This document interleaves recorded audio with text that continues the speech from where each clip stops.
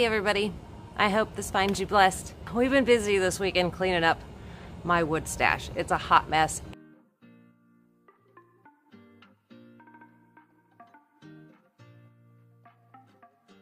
And unfortunately it's just too hot to process all these logs and come out here with a chainsaw. So a lot of it's been spalting really nicely and some of it's just been eaten up by bugs and far beyond fusing. So we had a huge bonfire for about 4 days straight. So this week, out of all the hard work me and my husband have been doing, we got some beautiful bulb links. And this is a spalted sycamore.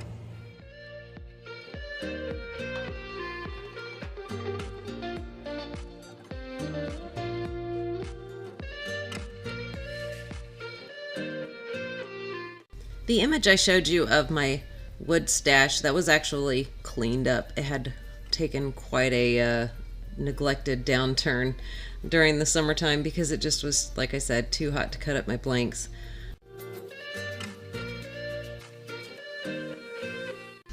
Now this sycamore piece is pretty wet, still really wet. At this point in the project, I wasn't quite sure if I was going to rough this bowl out and just put it on the shelf, or if I was going to try to, turn it wet or green, they call it, from start to finish. So it wasn't until I started getting into the punky parts of the pith. Right here I'm trying to cut the pith out. I normally don't cut the pith out when I cut up my bulb links, which I should, and it's advised to because that's what causes a lot of the cracking. I noticed there was a lot of punky all around that pith, and I was hoping that it wasn't too deep, but it was all the way through. I was hoping to save some of that material and maybe even make a hollow form. I started seeing like this hollow form start taking shape, and I got excited. But again, the wood tells you what it's going to do, and unfortunately it was just going to be a bowl. So I was hoping. So I just cut down the pith to give myself a visual of where my connecting A and B as far as shape goes.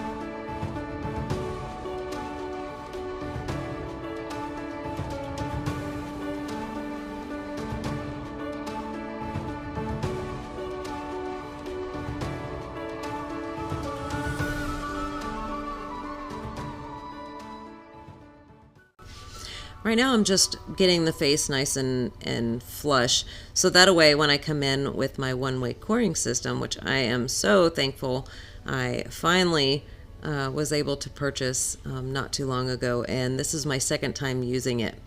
The blade that I have on here, the cutter I have on here, is a 9-inch cutter. My bulb length, as it is on the lathe, is 9¼ inches. So the original setup tells you to line your center of your cutter up with the center of the spindle. Well, I didn't want to do that because it was going to give me enough meat to shape it kind of however I wanted to. So I'm kind of testing right here. I didn't look it up online to see if you could do it. I'm kind of that, I'll just figure it out myself kind of thing sometimes. So I put it off center just a little bit and it worked out perfect. I had no problems with it cutting. The support arm went in there just fine. and I was able to cut a smaller blank than the 9" that the cutter will cut. And you also have to make sure of your depth.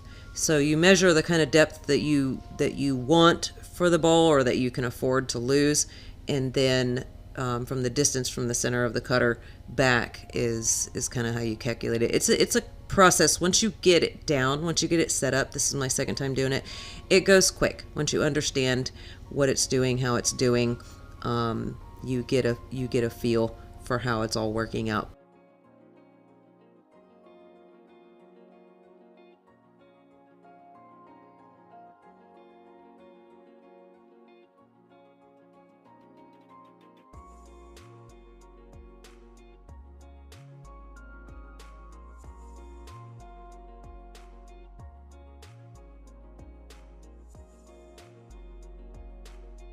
To put a tenon on the blank that I just cut out of that, I just turned it around, shoved it inside the bowl I cut it out of, put a quick tenon on it, and there you go. It wasn't that big of a blank that I got, but I'm utilizing every opportunity to use the system to get used to it. So before I cut like bigger blanks or bigger bowls, or even a burl, I mean, you don't want to mess up on a burl. So I'm just trying to use every opportunity I can to practice using that one-way system. What I loved about the one-way system is I can buy the setup, the initial setup that is for an 18-inch lathe, and then purchase knives as I save money. So I started with the smaller 2-size knives, which was the 9" and the 11.5" to start out with, and then I can work from there to get the bigger knives. But I felt that I'm more likely I have a lot of blanks in the smaller range, so it makes more sense to purchase the smaller knives.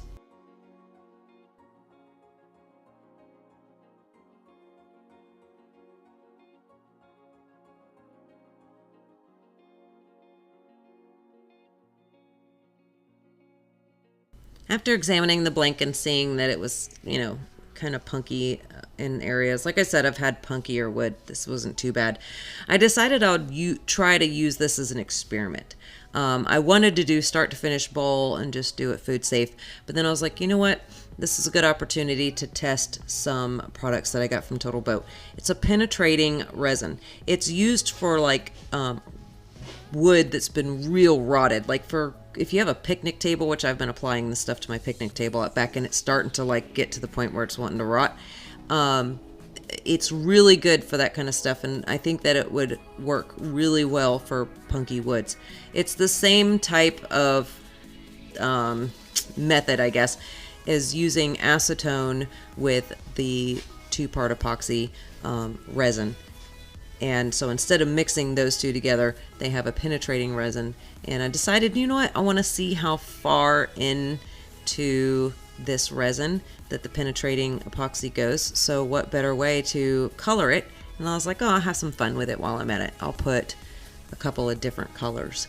And if I really wanted it to stand out, I probably should have really made these colors intense. So just to warn you, if you plan on using this method and you do want to color the wood that you're planning on penetrating with this epoxy, make those colors real intense. Otherwise they're not going to show up that well. But to my surprise, it did its job. It definitely sealed it up, and considering this wood wasn't 100% dry, I just used my Harbor Freight heat gun over it for about 10 minutes total. I dried the end grain more than I did the side grain, and I just dried it until I no longer seen those wet speckles in it. And then, like I said, maybe 10 minutes I spent drying it. So this was right after pulling it off the lathe, drying it with my heat gun. And I figure, well, we'll see what happens. If there's moisture still inside there, we'll see if this product flexes with it, if it's going to crack off. I didn't know what to expect. So you can see right now I'm bailing out on the idea of putting color, because you can't tell the difference. So I was just like, let's just dump all the colors together and coat this thing. I just wanted to give it a really good coating so it would soak into all those punky areas and the end grain really well, and just kind of test it out to see how it stands, how it turns. So this is actually 2 days later. the product needs 24 hours to cure, but this was 2 days later. I noticed it cured to this like rubbery type texture, and that could be due to the fact that the bowl was still really wet, or it could just be that that's how the product actually cures, which would make sense. It's designed to essentially kind of stabilize real punky rotted wood, which a lot of times that rotted wood has moisture in it for the reason why it's rotting. So it would make sense that it works well with moisture. So the bowl has definitely moved quite a bit, and I was just trying to get that puddle of resin off the bottom of the bowl and kind of up the sides, not trying to return it. It hasn't moved too terribly much for 2 days sitting outside on my lathe with this resin soaking in it.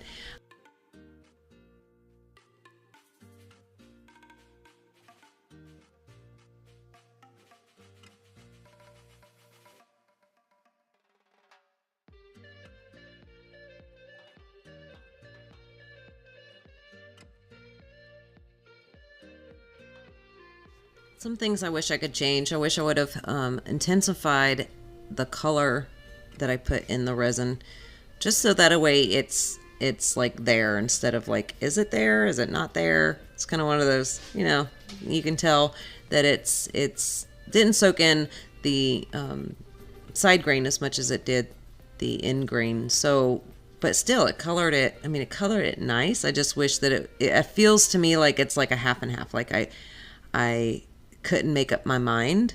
So this is what the middle of the road looks like.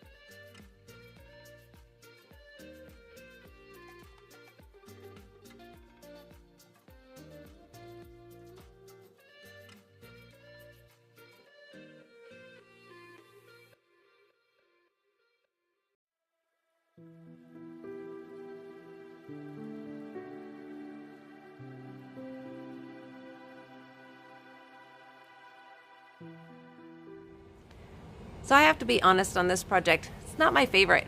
I don't know. It's kind of one of those projects where you're just like, I am going to choose to focus on the things that I learned from this piece, even though it is not my favorite and I don't really care for it. In looking at it, it's beautiful. It's pretty. The grain in it's nice, and the coloring wasn't too bad. Adding it to it, kind of, enriched it a little, I guess. Maybe just natural would have been the way to go. That's how we learn. We experiment. I got to use my new coring system, my one-way coring system. It's the second time I've actually used it in this video. My next video will be my first time. So the one-way coring system, oh man, once you get it set up, once you get it all figured out, it is awesome. Awesome. I'm so happy now that I'm not going to be turning all this wood into shavings and actually can save some of it. I didn't show exactly how to set it up and everything because it is a lengthy process. I would recommend going to Worth the Effort. He shows kind of a detailed way of setting up the system. Not too detailed, but he gives you an idea how it works, what's all the functions. Plus, I forgot to put my brand in there. What is wrong with me? So you may be wondering about the awesome shirt that I am wearing. Nova has these on sale at their website. I'll put the link in the description below. I love this community. I thank you all so much for being amazing, supportive, your prayers, and I pray y'all have a wonderful weekend. Take care and God bless.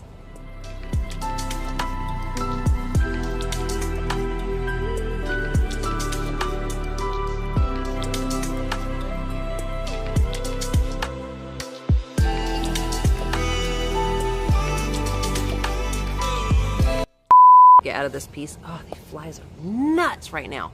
Driving me crazy. World. Stupid flies.